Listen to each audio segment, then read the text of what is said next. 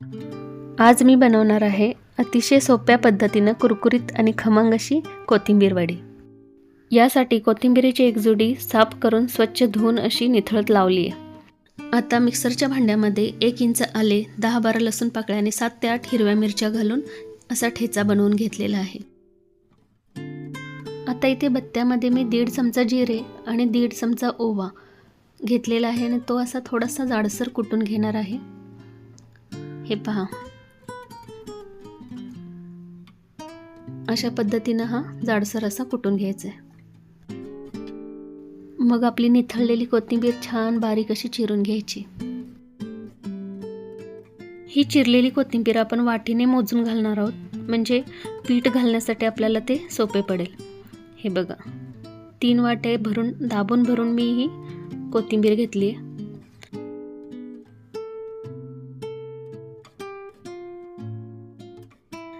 आता याच्यामध्ये आपल्याला 1.5 वाटी बेसनचं पीठ घालायचं आहे आणि पाव वाटी तांदळाचं पीठ घालायचं आहे। आता यामध्ये टाकू आपण लसूण आणि मिरचीचं वाटण आणि जाडसर कुटून घेतलेला ओवा आणि जिरे। त्याचसोबत पाव चमचा बेकिंग सोडा, 1.5 चमचा मीठ, आपल्याला चवीनुसार मीठ घ्यायचं आहे, अर्धा चमचा चाट मसाला आणि चांगलं मिक्स करून घ्यायचं आहे। चांगलं मिक्स केल्यानंतर आता थोडं थोडं पाणी घालून आपल्याला भजीच्या पिठासारखं सरसरीत असं पीठ भिजवायचं आहे। हे बघा, थोडं थोडं पाणी घालायचं आहे, पण मला पीठ थोडंसं कमी वाटतंय म्हणून मी अर्धी वाटी आणखी बेसन इथं घातलेलं आहे। म्हणजेच 3 वाट्या कोथिंबीरीला आपल्याला 2 वाट्या बेसन लागलेलं आहे। आता यामध्ये थोडी हळद आणि 1 चमचा लाल तिखट घालू, सोबतच 1 मोठा चमचा तेल आणि 2 चमचे पांढरे तीळ घालू आणि चांगलं मिक्स करून घेऊ। वडी वाफवण्यासाठी गॅसवर एका बाजूला आपण पाणी गरम करायला ठेवू आणि ताटाला थोडंसं तेल लावून आपण हे सर्व मिश्रण याच्यामध्ये पसरवून घेऊ।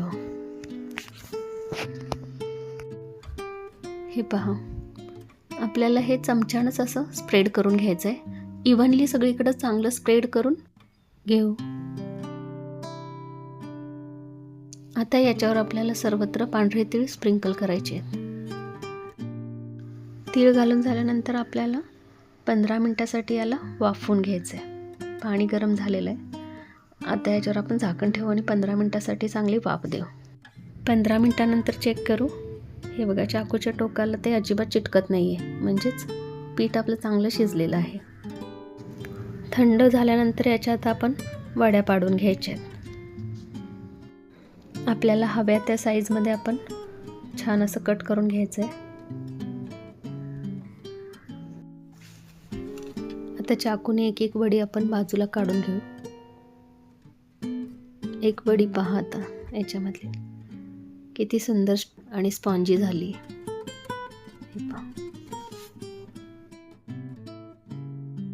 आता या वड्या आपण डीप फ्राय करून घेऊ। हवं तर तुम्ही शॅलो फ्राय पण करू शकता। मीडियम गॅसवर थोडासा ब्राऊन रंग येईपर्यंत आपल्याला तळून घ्यायचे आहेत आणि हो, शेवटला थोडासा गॅस मोठा करून घ्यायचा, म्हणजे चांगला कुरकुरीतपणा येईल। हे बघा, छान अशा वड्या तळून झालेल्या आहेत।